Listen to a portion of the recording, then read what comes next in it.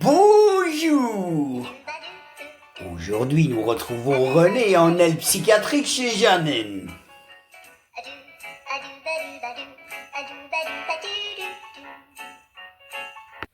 Les week-ends de René se résumaient en 2 fois 3 lettres. CNV, course, nettoyage, vaisselle, et MPP, maltraitance physique et psychologique.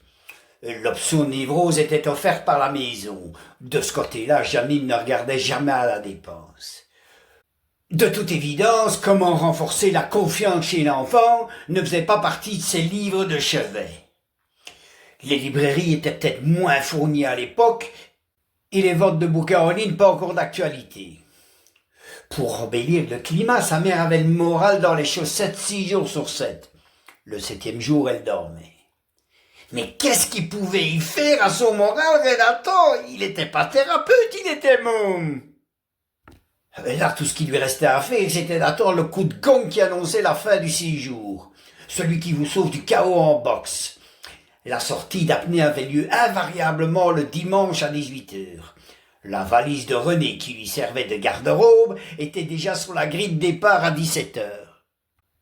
En plus que d'être imbuvable, Jeannine, pour sublimer son intérieur, développa avec acharnement ce qu'on pourrait appeler le goût de chiotte.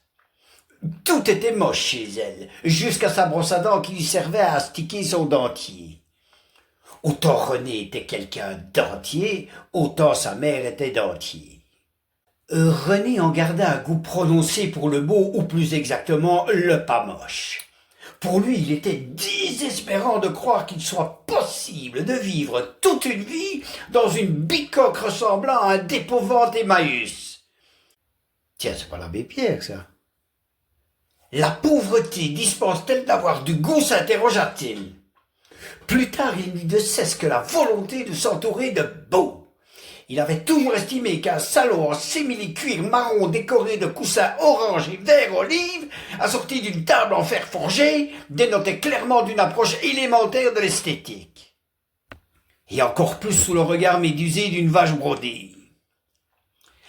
Après ces quelques années de va-et-vient entre la douceur grand-maternelle et la névrose maternelle, le voilà à l'entame de sa 13e année. Pas sûr que le chiffre 13 lui portât chance. La vie de René n'était pas un jeu à gratter. C'était la période choisie par Lucien pour refaire une apparition. Souvenons-nous de Lucien, le pire. Jusque-là, il avait brillé par son absence, à moins que ce ne soit son absence qui le fit briller. Lucien n'était pas un mauvais homme, mais il manqua souvent de courage dans les décisions à l'égard de son fils. Dans un élan de générosité, ou peut-être pris de remords, il avait proposé à René de venir s'installer chez lui, ou plus exactement avec sa nouvelle femme et son encombrante progéniture. Ce trio-là lui fera aimer les quatuors à jamais. L'arrivée de René dans ce nouveau microcosme ne fut pas accueillie comme un cheveu dans la soupe, non, mais plus exactement comme une touffe de poils dans un grand cru.